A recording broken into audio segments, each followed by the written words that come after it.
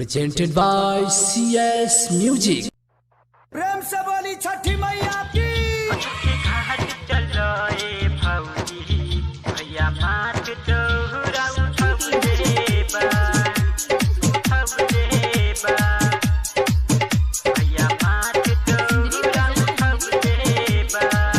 रूपम recording studio जीवा चौक मधुबनी। हो छठी घाट चलो ए भौजी भैया माथ दौरा उठौले बा।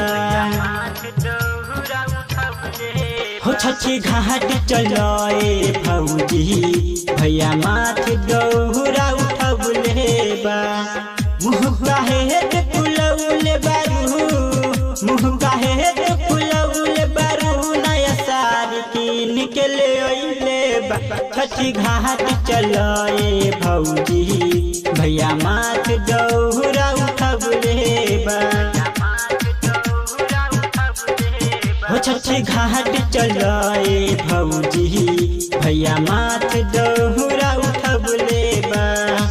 मुँह काहे फुलौले बारू, मुँह काहे फुलौले बारू, नया साड़ी कीन के ले अइले बा। छठी घाट चलो ए भौजी भैया माथ दौरा उठौले बा। आप सुन रहे हैं भोला बेदर्दी के आवाज में।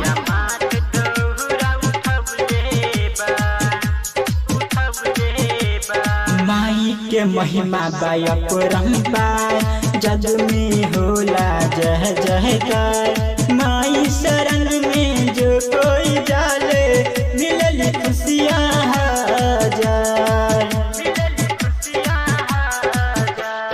माई के महिमा बायपरंपार जग में होला जय जयकार।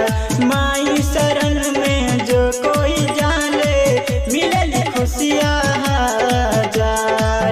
देव लोग सब अंबर से, देव लोग सब अंबर से देखी फूल बरसात कइले बा। छठी घाट चलो ए भौजी भैया माथ दौरा उठौले बा। छठी घाट चलो ए भौजी भैया माथ दौरा उठौले आप सुन रहे हैं भोला बेदर्दी के आवाज में। रूपम रिकॉर्डिंग स्टूडियो जीवा चौक मधुबनी। उन्हीं के कृपा से सुनाए भौजी बनल बारू तुमाई हो। गायक भोला बेदर्दी के भौजी जल में खार कराई हो। हाँ उन्हीं के कृपा से सुनाए भौजी बनल बारू तुमाई हो। गायक भोला बेदर्दी के भौजी जल में कहर कराई हो। भैया बलराम के संग चल, सुजित मुरल के संग चल, रंजित घाट सजौले बा। छठी घाट चलो ए भौजी भैया माथ दौरा उठौले बा। हो छठी घाट चलो ए भौजी भैया माथ दौरा उठौले बा। हो छठी घाट चलो ए भौजी भैया माथ दौरा उठौले बा। मुँह काहे फुलौले बारू, मुँह काहे फुलौले बारू, नया साड़ी कीन के ले अइले बा। छठी घाट चलो ए भौजी भैया माथ दौरा उठौले बा।